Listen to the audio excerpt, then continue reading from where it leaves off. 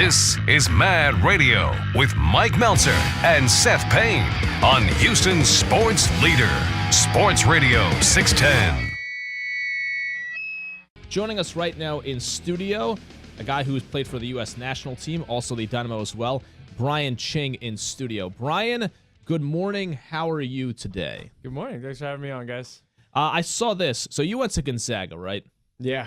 You went to the games here a few weeks ago? I was heartbroken. Let me ask you this. This is how I feel at times. If your team loses to the team that ends up winning the championship, I always feel a little better about that. Do you feel the same way? Yeah, you definitely feel a lot better about that. You know, you felt like we could have came in second place. So actually, it was a great game. I watched it, and unfortunately, we couldn't make a basket in the last 5 minutes, and I think that was the real difference in the game there. But it's like a good run for the guys. Yeah, same thing for them on Monday nights. Yeah, but Duke's very good. They're real good, obviously. So what's going on? How are you today? Excited. We've been busy. We got a big week coming up. Our home opener for the Dash is on Friday night, 7:30, BBVA Compass Stadium. Come out. We got our World Cup players in market. Carly Lloyd, Morgan Bryan, Megan Kinnaman. Not Kinnaman, but Megan Klingenberg, I'm sorry. So farewell, good luck, because it's the only opportunity that, soccer fans will get to see our World Cup stars before they leave for the month of May to go into residency for the World Cup. So our only home game that we're going to get to see with our World Cup stars. So you get that one game. Well, you have, and then you won't have any more opportunities after the World Cup because of the way the timing is. After the World Cup, yeah, Okay. for sure. After hopefully the U.S. wins the World Cup this year. Obviously, we're due. They'll be back in market in July, but we really want to kind of welcome them and then say, hey, good luck in the World Cup as they're going to go prepare after so they'll be with us for the first 3 games of the season, but our next 2 games are obviously on the road. What has held the U.S. back in the World Cup on the women's side? Because they should have more victories, should they not? I think the fact that other nations are just catching up. There are other leagues that are established around the world, and unfortunately, in the United States, this is our third attempt. NWSL is our third attempt at a professional women's league. Obviously, we really feel strongly about the way the business model of this league is set up, and that's why we jumped on board. When I say we, the Dynamo organization jumped on board and invested in the Dash. And we believe that more MLS teams need to get on board to kind of sort of like the WNBA with the NBA to partner with, because it just makes things easier. We obviously have the infrastructure, the staff, and everything in place for a women's league to succeed, a women's team to succeed. Brian Ching joining us in studio. What to you is the difference between the 2 previous incarnations of women's professional soccer and this? You mentioned that you like the business model. Well, I think the first time around was right after the World Cup, so they thought it was going to be a big thing where we're getting, 20,000 fans a game, because they're building off the World Cup. So they kind of went out and spent money in that capacity. And reality is, it's a league at this point where it looks like it'll get 5,000-7,000 fans a game, realistically. And I think that, that's why that first model failed, and the second model, obviously, I think they kind of went out about in a similar fashion. But this one, we're controlling costs a little bit more. Obviously, U.S. soccer is really, really backing this league quite a bit financially, and every part of it, to be honest. And I think U.S. Soccer realized the fact that we need a significant league if we want the U.S. women's team to be competitive successfully on the highest level. And that's why they're really looking at it long term. And they're really helping this league kind of get off the ground, and they're kind of funding a big portion of it and trying to make it more economical for individual owners to come in and be a part of the league. And so that's why we really feel that, this league is going to take off. Obviously with the success of the MLS, a lot of teams are looking at our organization and saying, all right, if these guys can do it and these guys can make a business model work, then we're going to jump on board. And, we're excited about it. It's a big challenge for us to kind of go out there and prove that we can make this thing work. And, we've done a good job so far. Obviously we didn't have a successful field on the team on the field last year. We went out this offseason, made some huge changes, got, arguably some of the best players in the U.S. to come be on our team, in Carly Lloyd, Morgan Bryan, Obviously, I think Carly has been the captain of the national team for the past few games, and she's going to be a big part of the World Cup coming up. So the fact that we brought in those additions along with some good veteran players from around the league, we're going to be a lot better and look to make the playoffs this year. What does this team look like, or what do you anticipate it looking like? What's its identity going to be? I think we're going to play attractive soccer. I think we're going to be a tough team to break down. We went out and got seasoned veterans, and we have a mix of talented rookies. Kaylee O'Hara traded for, scored 10 goals in the league last year for Portland.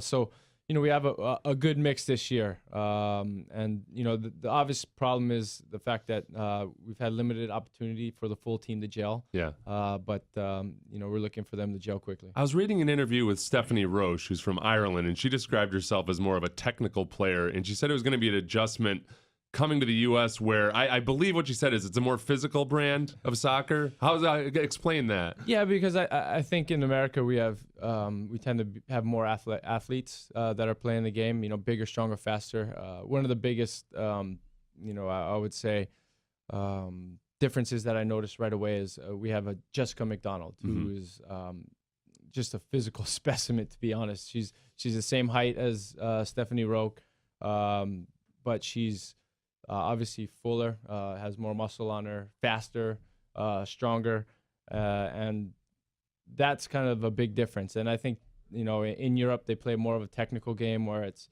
not as physical and not as fast. And I think that Stephanie kind of, as she said, that she has to adapt kind of to the speed a little bit here and the quickness and the physicality of it.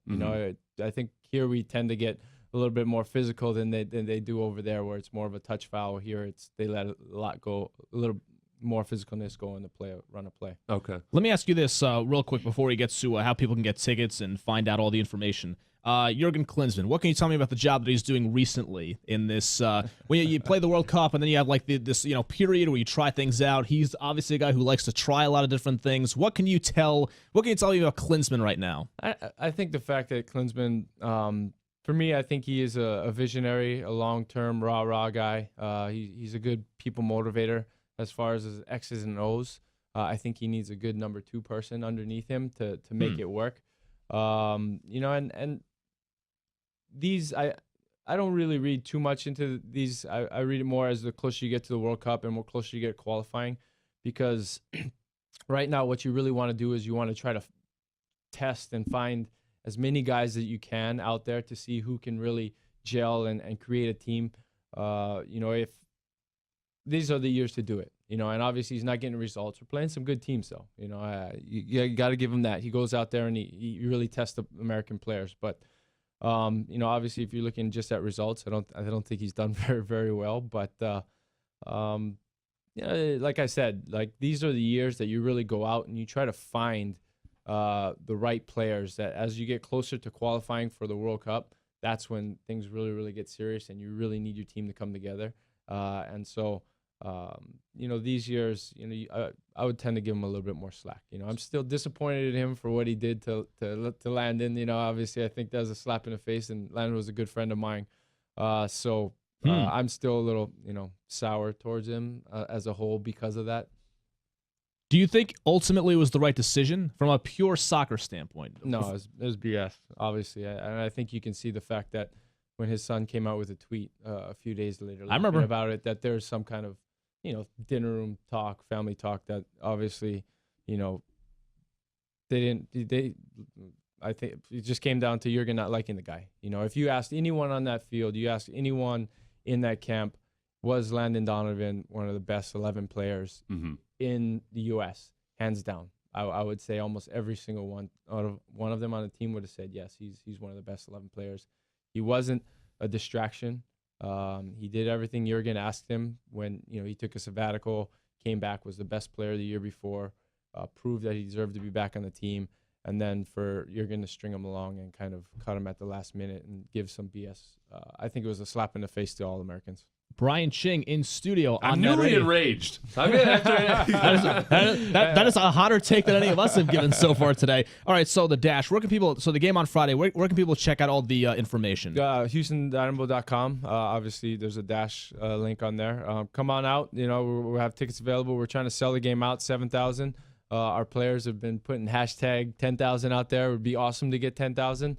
And I think we've made a really good push in the past few days to get the stadium sold out. We call it sell out at the lower bowl, which is 7,000. Yep. And we're actually on track to kind of do that. So come on out, buy your tickets, support the team. It's definitely gonna be a different team than last year. We're looking to make the playoffs.